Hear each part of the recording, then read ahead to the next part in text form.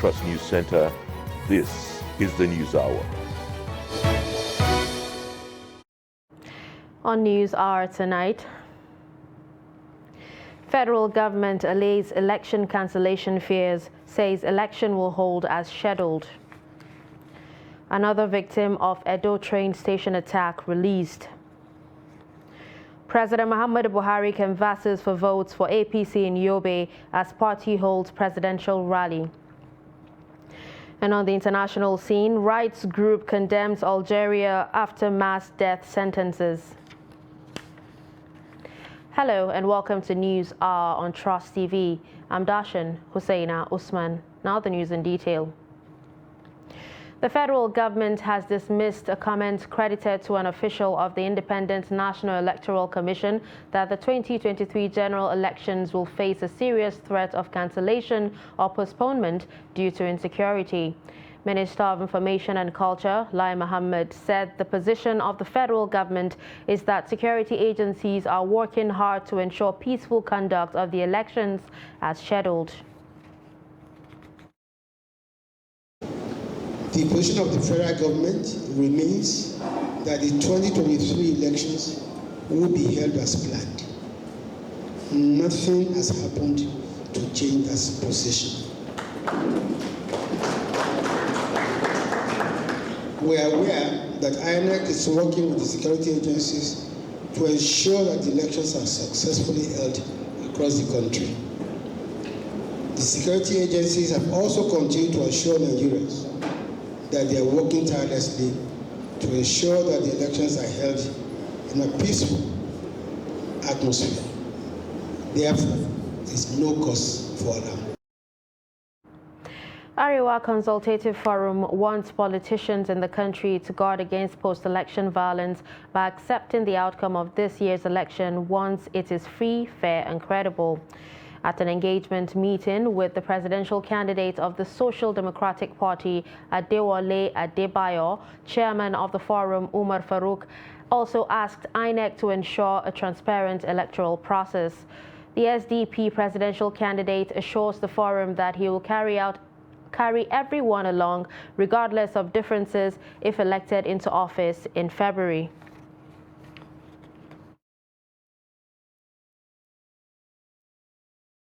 In the campaign, and I call on their parents to admonish them and ensure that they don't allow their children to be used as thugs. We had long discussions with all the gubernatorial candidates, and they have signed a pact with us that they would ensure that there will be no banditry during the election. We are calling on the Inspector General of Police, the Director of DSS, to ensure that peace and order is maintained during the election. The concerns of the Arewa Consultative Forum and the Arewa Joint Committee and the people of Northern Nigeria align with what we have been saying even before the interaction.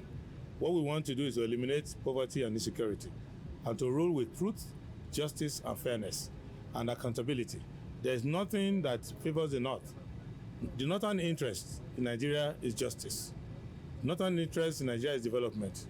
Northern Nigeria is where I spent most of my adult life.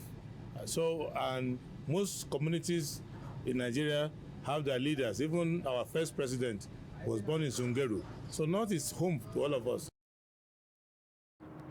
Residents of Bauchi State have continued to lament the slow pace of permanent voter cards distribution in the state.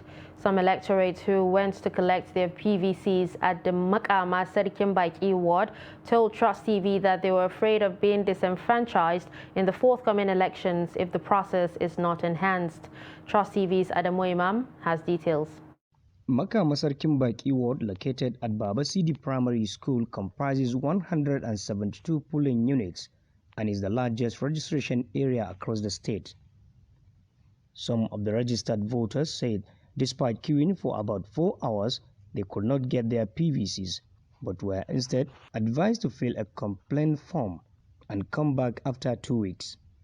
But the problem that we have, when it's been divided, the PVC has been divided into 2 places.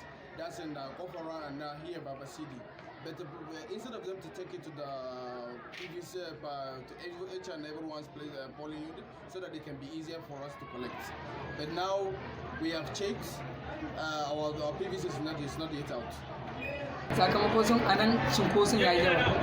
INEC should have decentralized the distribution into various polling units.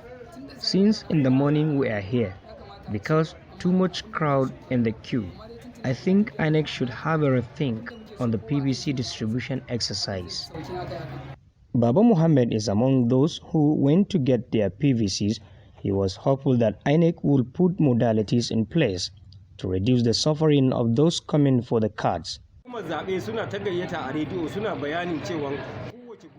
INEC have been calling through the media that all is set for the PVC, but we discover it's untrue. I was directed to come here, Baba Sidi Primary School, because they march about 5 wards here. It's very wrong. People do waste a lot of time here. We are not happy with this distribution of permanent voter cards. We spend time longer than expected. The congestion of people here is much. Later, they will tell you fill this and that. As I'm talking to you now, my 2 legs are paining me. The INEC representative at Nanya Hardo Ward, however, expressed satisfaction with the distribution of PVC so far. People that are coming to see their voters card, in fact. And we issued voter card at least 1,000, starting from the exercise. They also appealed to INEC to recruit more ad hoc staff or volunteers to speed up the process in order to meet up with the stipulated time for the exercise. Adamu Imam, Trust TV News, Bauchi. Moving on to security, residents of Sabuwar Ungwa in Katsina metropolis decry incessant attacks, robbery and phone snatching by miscreants locally known as Kaurai. Few days ago, hoodlums numbering about 50 attacked shops and other business centers in the area where they dispossessed shop owners of their monies and properties worth thousands of naira. Abdullahi Ahmadi completes the report. Concerned about the attacks, residents are blaming some politicians for sponsoring the miscreants ahead of 2023 general elections. Some of the politicians are reportedly shielding these Kaurai against the law, a situation many residents described as worrisome. This shop owner lost his phones and other accessories worth over 500,000 naira to Kaurai attacks recently. Duba da yanayin da suka zo mu dai ba mu tare da wani abu na da zamu ce kai tsaye a lokacin mun kare kanmu. I was in my shop around 8 p.m. when Kaurai numbering about 20 forced themselves into my shop and carted away phones and money. Several people sustained various degrees of injuries in the process. The residents blame security agencies and the judiciary for not ensuring proper prosecution of suspected criminals, calling on government to save the society from total collapse.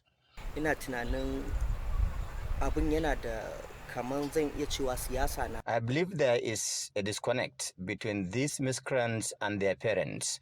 As such, there is the need for dialogue, and security agencies need to interface with both the Kaurai parents and residents to come up with measures aimed at mitigating the problem before it degenerates into another insecurity issue. The Katsina State Commandant of the Nigeria Security and Civil Defense Corps, Muhammad Sanusi Bello, blamed parents for not doing enough to ensure moral upbringing of their children. The commandant is also given assurances that NSCDC will continue to discharge its constitutional responsibilities with high sense of professionalism. In every ward, we have at least an outpost. Our boys are doing their best, and anytime if there's any problem in respect of Kaurai, they used to call. I have an operation officer here whom they used to call. We give them our numbers. Immediately if they call, we respond immediately. while about 3 others injured are responding to treatment following clash between Kauraye and police in Sabor Ungwa quarters in Katsina City. Abdullahi Ismayamadi, Trust Television News, Katsina. The Edo State Police Command says one more victim from the Egweben train station abduction has been rescued. The police made this known on Tuesday, hours after it said 6 of the abductees were rescued. Over 30 intending passengers were kidnapped on Saturday afternoon when gunmen attacked a train station in Egweben in Edo. Saturday's attack occurred months after terrorists attacked a moving train in Kaduna State on March 28, 2022, where scores of passengers were kidnapped and others killed in the dastardly attack that attracted national and international outrage. Meanwhile, the Nigerian Railway Corporation on Tuesday blamed saboteurs for attacks on trains and rail stations across the country, including Saturday's abduction of intending passengers at its train station in Edo State. The Railway Corporation said the government should ensure that security in Nigeria covers everyone and not just train stations. Still on security, the Rivers State Police Command says its operatives have smashed a child trafficking syndicate and arrested 4 suspects in Iguruta and Omagwa, Obiakpo and Ikwere local government areas of the state. The command spokesperson, Grace Iringe Koko, disclosed this in a statement issued in Port Harcourt on Tuesday. The police said 10 girls, most of whom are pregnant, including teenagers found in 2 of the locations raided, were rescued. Iringe Koko said the feat followed a tip-off which the command immediately acted upon and promptly raided the 2 locations housing the victims. She added that investigations so far revealed that when the victims are delivered of their baby, the syndicate leader would keep the babies and pay the victims a sum of 500,000 naira. Moving to health, the federal government says it is working to improve the condition of service of medical professionals to tackle the issue of brain drain among health workers in the country. Minister of Health Osagie Ehanire, who stated this in Abuja, however, said it is a challenge that is not common to Nigeria alone, but across the globe. The report. This is the turn of the Minister of Health, Osagie Ehanire, to present what the administration has done in the almost 8 years of the government. He begins by decrying the decline in the health sector that has resulted in the loss of skilled manpower at the national and sub-national to developed countries. Ehanire, who says the issue is at the front burner of the FG's plans to turn around the health sector, notes that the health ministry is converting the brain drain to brain gain through deliberate policies. And we're doing that with a new mechanism that is being set up now to engage Nigerian doctors and nurses and pharmacists in diaspora and connect them.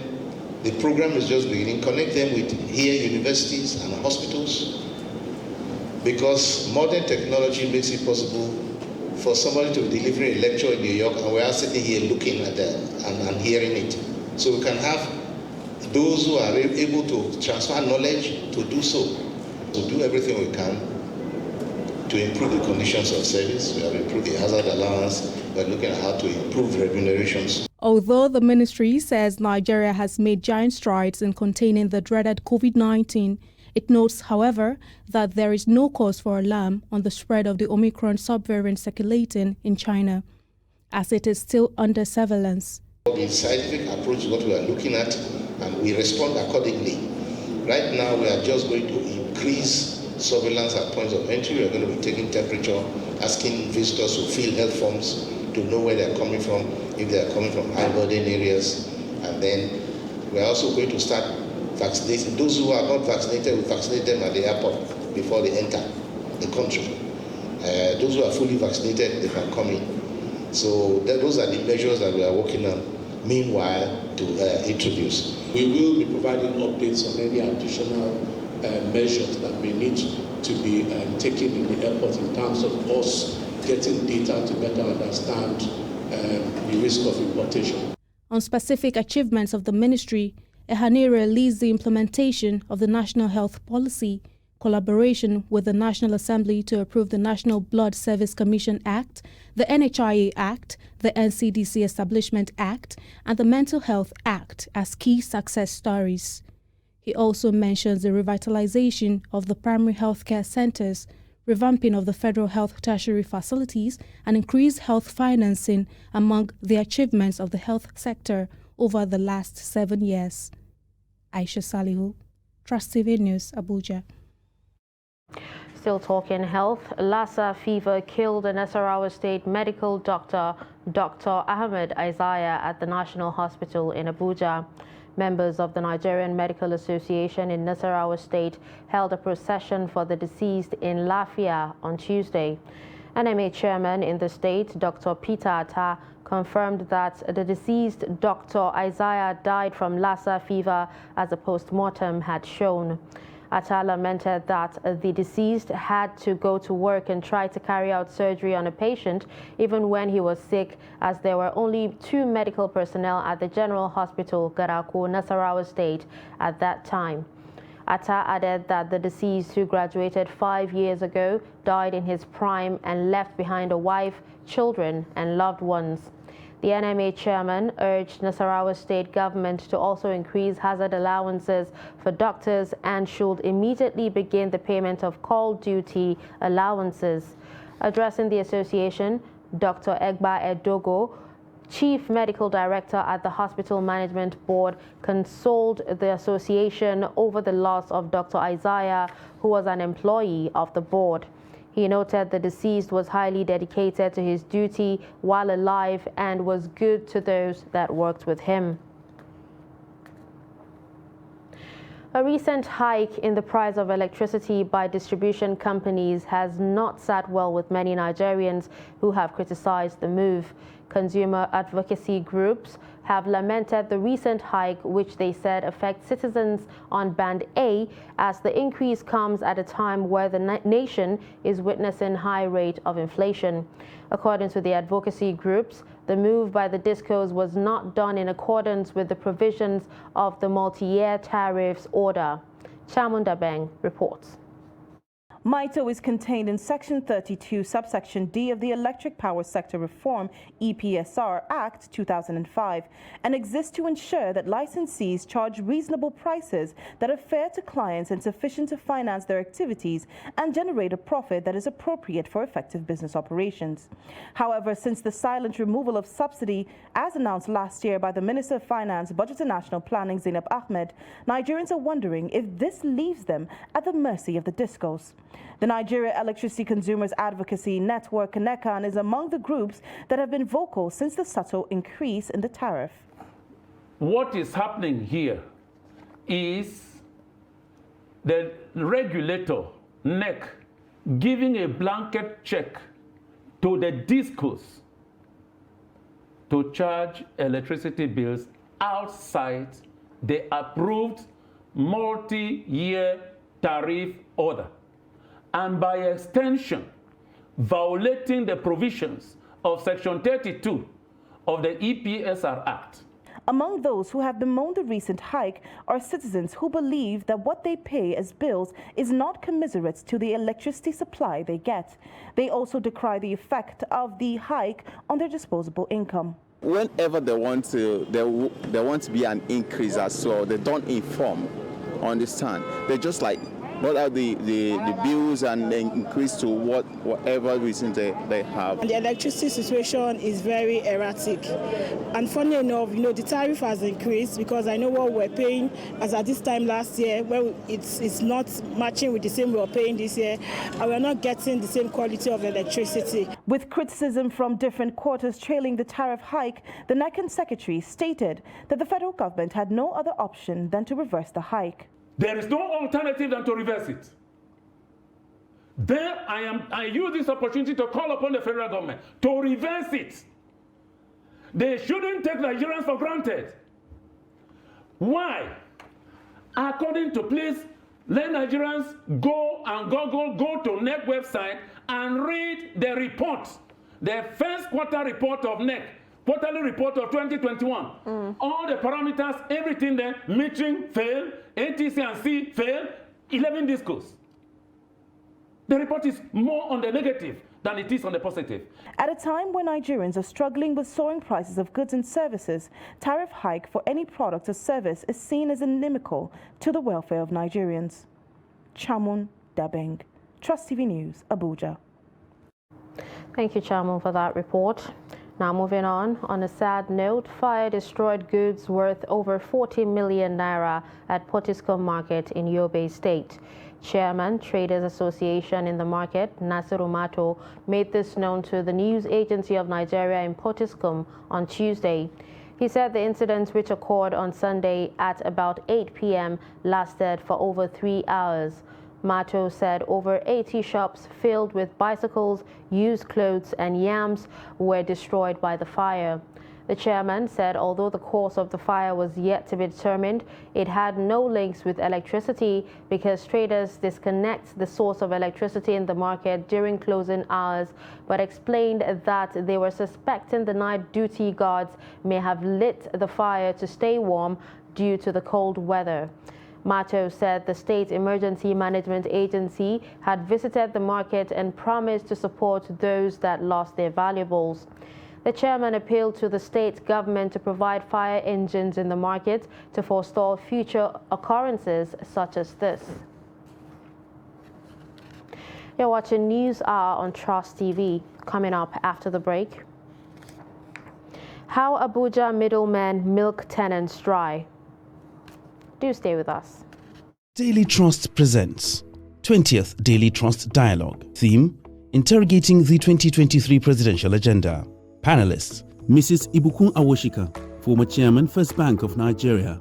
Professor Jibrin Ibrahim, Professor of Political Science and member of the Board of the Center for Democracy and Development, CDD. Dr. Yetunde Anibaba, Lecturer, Analysis of Business Problems, Lagos Business School. Dr. Eugene Enahoro, Human Capacity Development Specialist and CEO, Heltoni Services Limited. Date: Thursday, 25th January 2023. Time: 10 a.m. Venue: NAF Conference Center and Suites, Gwarimpa Expressway, near Next Shopping Mall, Kado, Abuja. For sponsorship and branding participation, contact 081 00 49 1948, 081 65 32 0660, or 080 33 92 8902. The event will be broadcast live on Trust TV.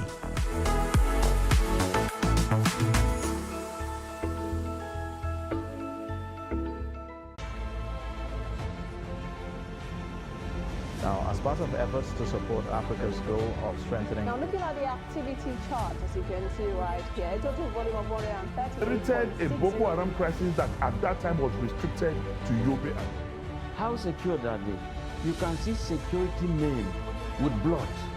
This is the road leading up to the... Or really, if you look at English squad, you are looking at EPL, you are looking at their names. You are not looking at...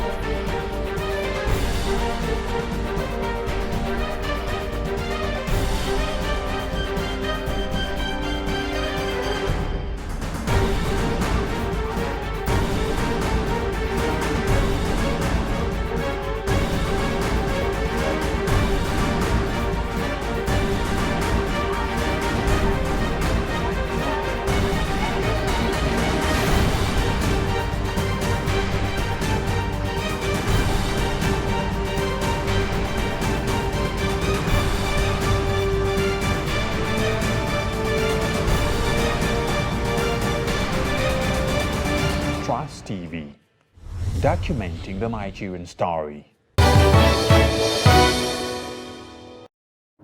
Welcome back and thank you for staying with us. It's still News Hour on Trust TV. Here's a recap of our top stories. We told you that federal government allays election cancellation fears, says election will hold as scheduled. We also heard that another victim of Edo train station attack has been released. Moving to politics, President Muhammadu Buhari on Tuesday has asked residents of Yobe State to vote for APC, urging parents to inculcate right values in children, including respect for constituted authorities. The All Progressives Congress presidential candidate, Bola Tinubu, promised to provide jobs, homes for victims of Boko Haram insurgency to Yobe State residents and the country at large.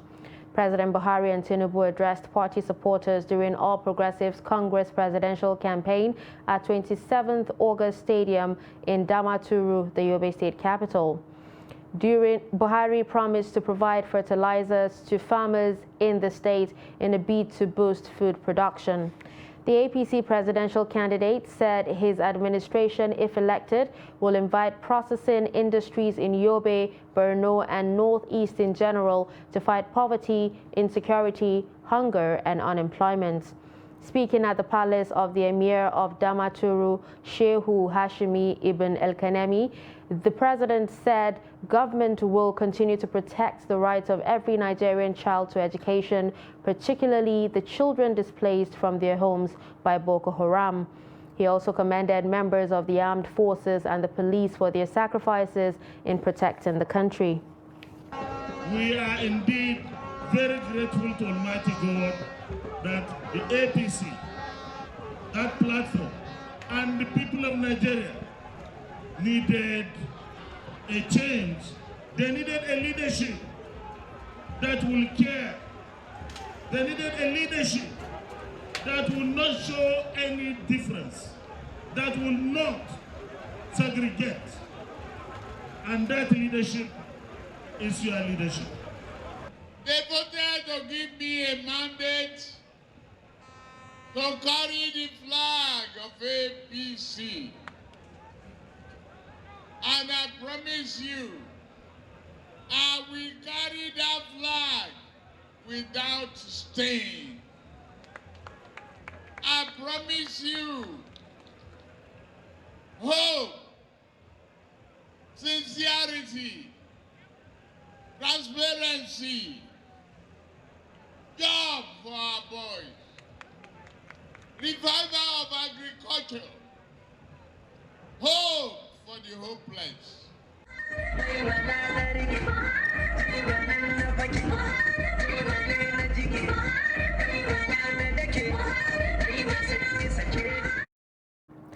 Presidential candidate of Labour Party Peter Obi has said that the presidency of Nigeria is not a retirement home for anyone, insisting that the leadership of the country is not turn by turn, but for people with capacity and character to lead.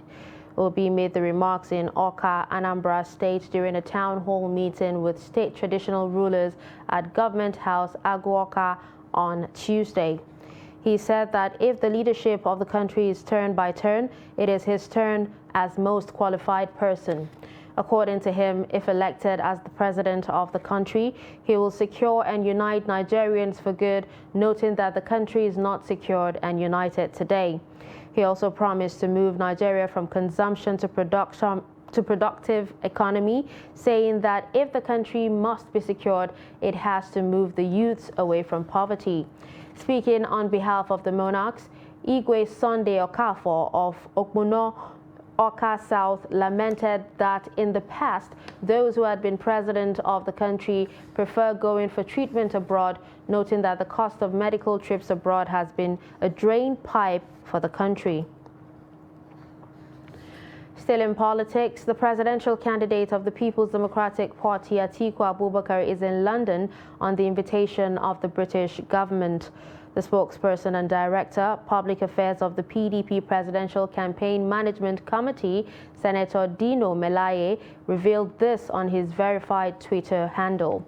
Melaye released pictures of Atiku Abubakar emerging from a meeting with United Kingdom Minister of State for Development and Africa. Akwa Ibom State Governor Udom Emmanuel, who is the chairman of the PDP Presidential Campaign Council, and Secretary of State Governor Aminu Tambuwal were seen accompanying Atiku to the UK meeting. According to Melaye, during the two-day working visit, Atiku will engage with various government organs. Melaye revealed that the PDP presidential flag bearer and his team will meet with the Archbishop of Canterbury and equally attend other programs. The dualization of the Abuja-Akwanga-Lafia-Makudi road has eased up transportation challenges faced by commuters. This is the submission of some Benue residents who spoke to Jimmy Azande. The report. One of the projects the President Muhammadu Buhari-led federal government will be remembered for when it leaves office in May is the dualization of the Abuja to Makudi Trunk A road. Even though construction is yet to be completed, residents of Daudu in the outskirts of Makudi are elated with the development. To lessen the congestion on the highway, it will reduce rate of accident on the highway too. And also it will boost the morale of travelers. Because you see, before now, people feel that the road from Makudi to Abuja is a very bad one. Standing here before you, I also benefit from that as a woodwork master, as a carpenter to say.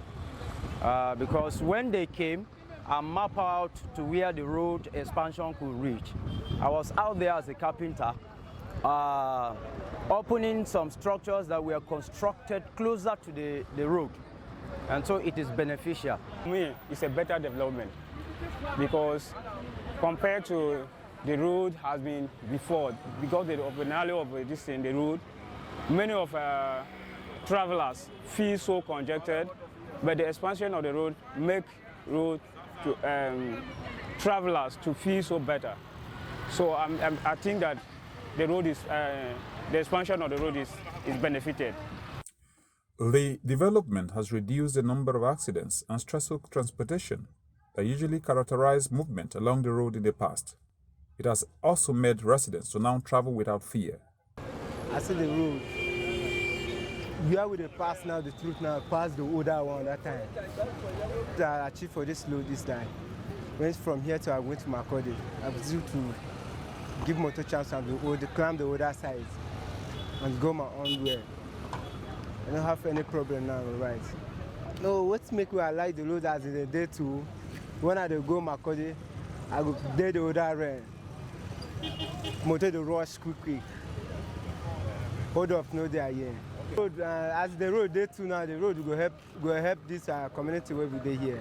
The residents who praised the Buhari administration said it is good to have witnessed a project of such magnitude. They also urged the president to complete the project before he hands over to the next administration. The Nigeria Immigration Service has dismissed 4 personnel and demoted 14 others for various offenses. Spokesman of the NIS, DCI Tony Kuneme, disclosed this in a statement issued on Tuesday in Abuja. He said the personnel were sanctioned after they appeared before the Orderly Room Trial Committee of the service. DCI Akuneme said the move is a part of efforts to rid the service of bad eggs and in furtherance of the federal government's fight against corruption. 2 other personnel were redeployed to other locations, while 11 were issued warning letters and 1 was compulsorily retired, he added. The statement quoted the committee as saying 11 personnel were still awaiting trial. It, however, said 4 other personnel were discharged and acquitted. The rising incidences of open defecation and indiscriminate dumping of refuse in Minna, the Niger state capital, and other major towns in the state has become a serious health concern to environmental and health experts. Such practices, experts say, could lead to outbreak of diseases that may be difficult to curtail. The report. Drainages in Minna and uncompleted buildings in major markets across the state and other towns have been littered with human faces and refuse dumps, Mostly affected with open defecation and indiscriminate waste disposal is this drainage, which was constructed years ago to control flood in Minna Town and its environs. Some residents said open defecation has become like a ritual to some people who will prefer going out to defecate even when they have toilets in their homes. I experienced cholera break in my personal room. My daughter and my wife, they came to be a victim within the area during Kure regime. And presently, within the area at that time, with this cholera breaking disease, some people lost their children and some people lost their life. Most of this defecation used to happen in the night, because even the lighting system is very poor. Go to the communities, come to this community in the night, you find that everywhere is dark. So somebody can just bend down and defecate and nobody will see him. Food and fruit sellers were found in front of some of these canals and heaps of refuse conducting businesses. Some experts say such filthy environment constitute health hazard to residents and call on government and agencies concerned to put in place measures that will address the menace. The sickness you are seeing in the general hospitals are avoidable. There are some sicknesses that are avoidable. And if these are not checked, our vegetables, our perishables are not safe. And as such, we are equally not safe because of one illness or the other, which is evident. Some residents, however, attributed the rising cases of open defecation to water scarcity, which they believe had made it difficult for residents to use toilets in their homes. Looking at the agency and the activities of the agency, we are trying our best to ensure that we curtail open defecation to the barest minimum. Yearly or quarterly, we always ensure that we evacuate the drainages, most especially the bigger drainages. The people of Ilobu town in Osun State have been charged to sustain peaceful coexistence and religious harmony in the town to strengthen the unity and love among residents. The traditional ruler of the town, the Ilobu of Ilobu land, Oba Ashiru Olatoye Olaniyan, gave the charge while presenting the new Grand Imam of Ilobu land, Abdurrahman Adewale Abdulaziz, to the Muslim Ummah and people of the town. Hamid Oyegbade files the report.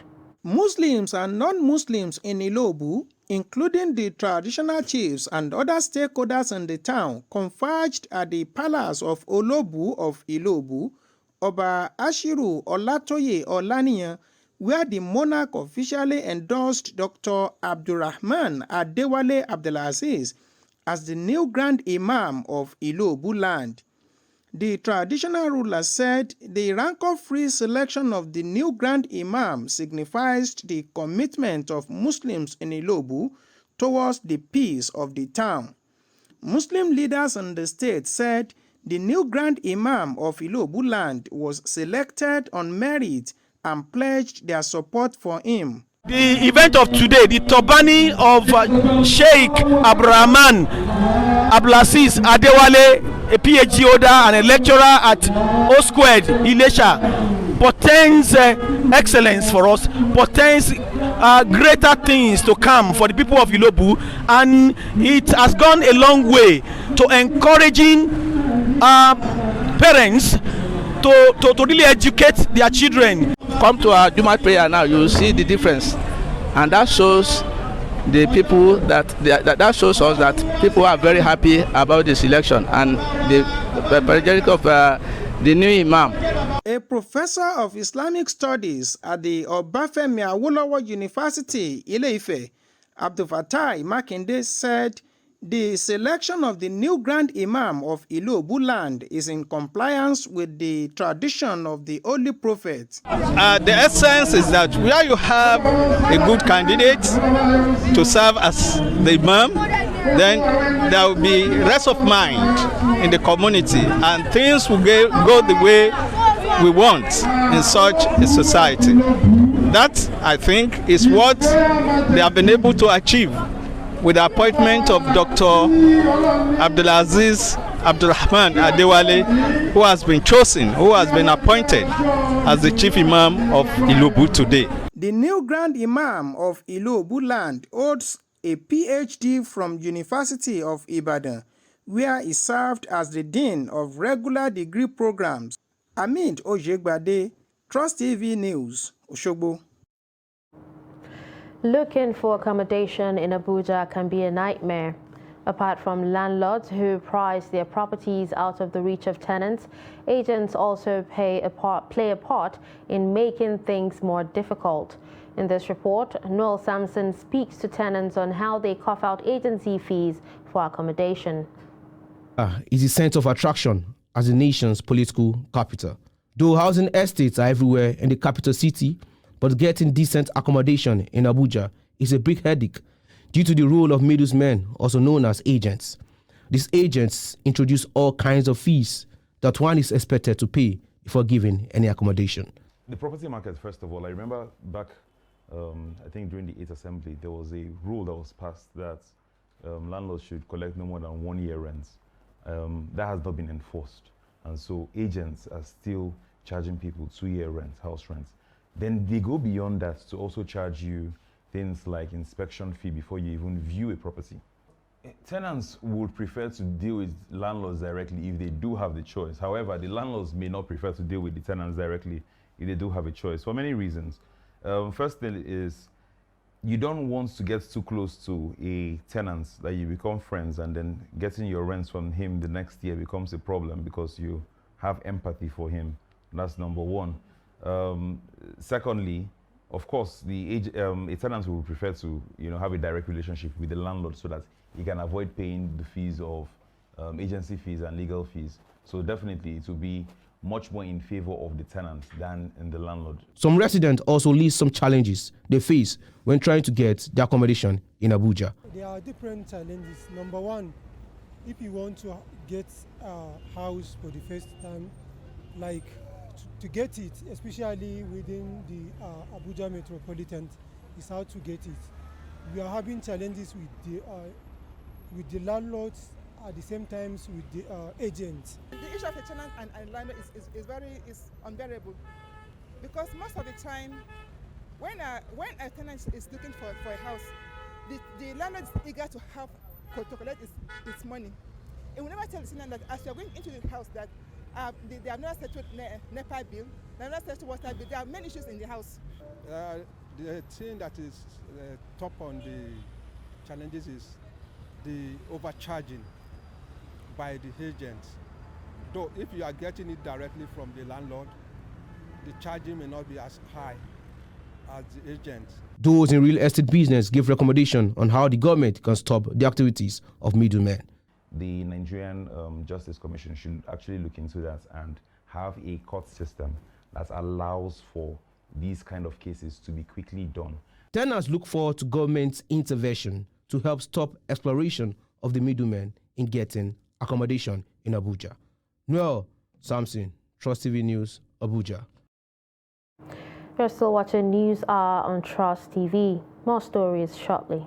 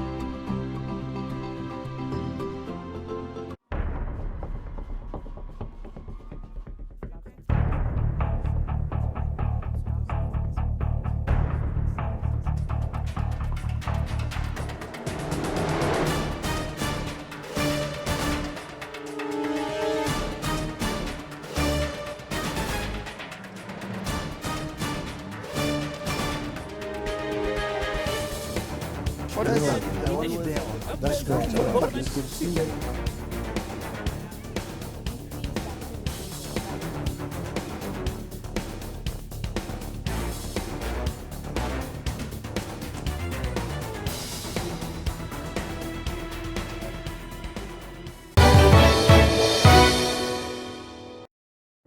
Welcome back.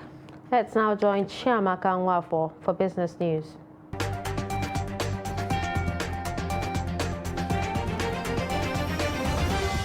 Nigeria, Africa's largest economy, saw its crude oil production spiral by 23% from 2020 to 2022, according to the latest data from the Nigerian Upstream Petroleum Regulatory Commission, NUPRC. Data from the upstream regulatory body shows that the country's oil production averaged 1.49 million barrels per day in 2020, 1.31 million barrels per day in 2021, and 1.14 million barrels per day in 2022. Nigeria has also been struggling to improve its oil output to reach its Organization of the Petroleum Exporting Countries OPEC quota. According to the data from the Upstream Regulatory Body, 2022 had the lowest production of oil as the country saw its oil output dip below 1 million barrels per day in August and September. Still in 2022, Nigeria lost its status to Angola as the largest oil producer for 6 months straight due to rampant crude oil theft, according to OPEC. Britain's financial watchdog has fined the UK subsidiary of Nigeria's Guaranty Trust Bank £7.6 million, equivalent to $9.3 million, for what it said were further failures in its anti-money laundering systems and controls.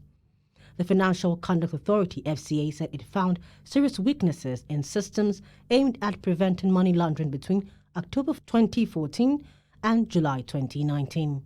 The FCA had already fined GT Bank £525,000 in August of 2013 for serious and systemic failings related to anti-money laundering controls. The FCA said GT Bank has not disputed its findings and agreed to settle, thereby qualifying for a 30% discount on the fine, which would otherwise have amounted to £11 million. And finally, in stocks, the stock market on Tuesday closed on a bearish note occasioned by profit-taking Airtel Africa and 15 other stocks.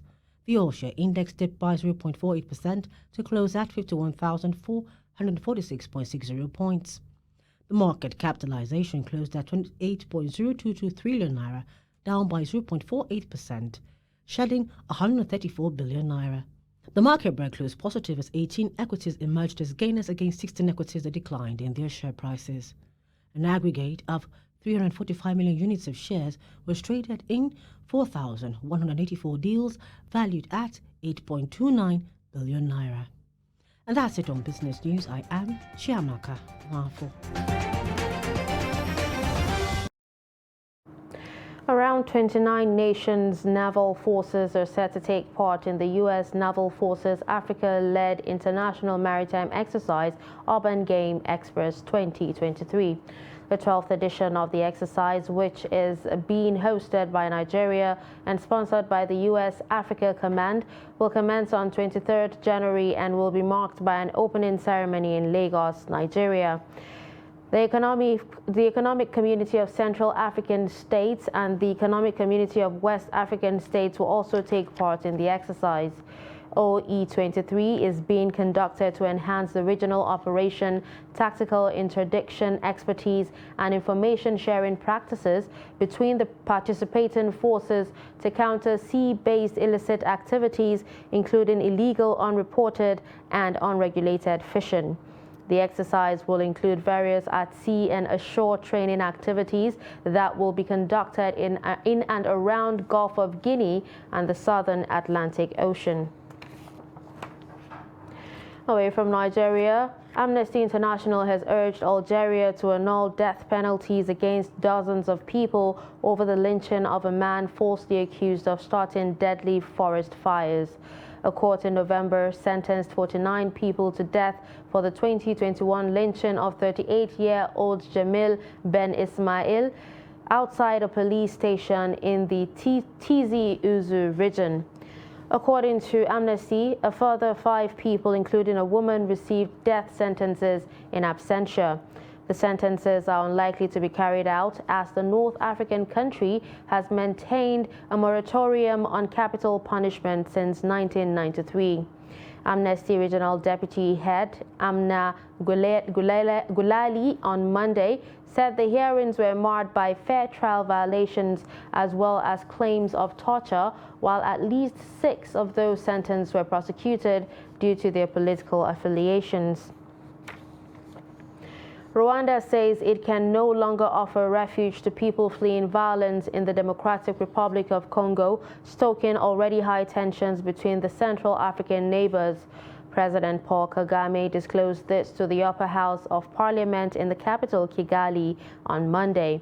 The DRC, along with the United States and several European countries, has repeatedly accused Rwanda of backing the Tutsi-led rebels from M23, although Kigali denies the charge. Tensions have soared due to the fighting, and thousands have fled the battles into neighboring states, including Rwanda. In November, the UN said about 72,000 Congolese refugees had crossed into Rwanda. Kigali has repeatedly blamed Kinshasa for the crisis and accused the international community of turning a blind eye to the DRC's alleged support for the democratic forces for the liberation of Rwanda, a mainly Rwandan Hutu rebel movement implicated in the 1994 genocide in Rwanda. The World Health Organization on Tuesday advised that countries should consider recommending wearing of masks by passengers on long-haul flights. WHO said this was to counter the latest Omicron subvariant of COVID-19, given its rapid spread in the US. In a news conference in Europe, WHO officials said the XBB.1.5 subvariant is being detected in small but growing numbers. WHO's Senior Emergency Officer for Europe, Catherine Smallwood, said passengers should be recommended to wear masks in high-risk settings such as long-haul flights. U.S. health officials, however, said the XBB.1.5 subvariant, the most transmissible Omicron subvariant that has been detected so far, accounted for 27.6% of COVID-19 cases in the U.S. for the week ending January 7. However, experts said it remains unclear if XBB.1.5 will cause its own wave of infections around the world. And in sports, Aston Villa have agreed to a fee with Real Betis, believed to be around 12.5 million euros for Alex Moreno. The left back is due to fly to Birmingham on Wednesday to undergo a medical and discuss personal terms. The 29-year-old has started 14 out of Betis's 15 La Liga games this season and has made 122 appearances for the club since joining from Rayo Vallecano in 2019. Now let's join Adeni Ajishafe for more sports news.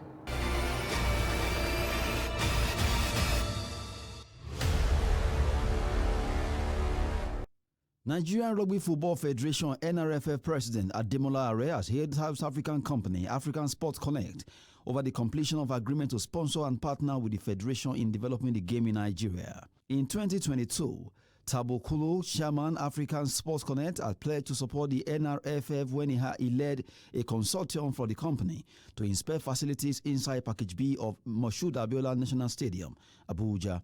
The South African company had signed a memorandum of understanding MOU with the NRFF in the area of private funding and technical expertise for the development of the sport. Kulu, during his visit, said Nigeria is blessed with talent, but a lot needed to be done to bring in private sponsorship and standard facilities across the country. Meanwhile, President NRFF Ademola Are praised the Kulu-led consortium for the initiative, adding that the partnership was part of effort to give rugby a new face in Nigeria, in line with international best practices. And in football, the Nigerian Football Federation NFF has released the schedules for this year's Federations Cup competition. According to a letter sent to all state football associations, the preliminary and final of the competition at the state level will commence on 18th and ends 19th March 2023. The release further stated that submission of 2 teams that will represent each state at the national level should be submitted to the state FA on 28 March 2023. Club registration at the state level starts 16 January, while submission of players' forms for production of license holds between 31st January to 6th February 2023. That's Sport News. I am Adeniyi Ajisafe.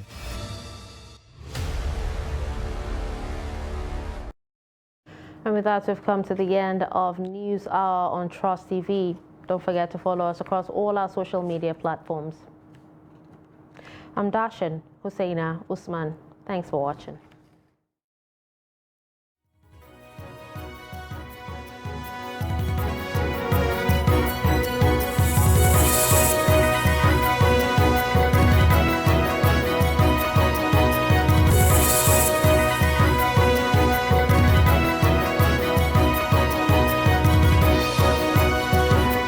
From the Daily Trust News Center, this is the News Hour.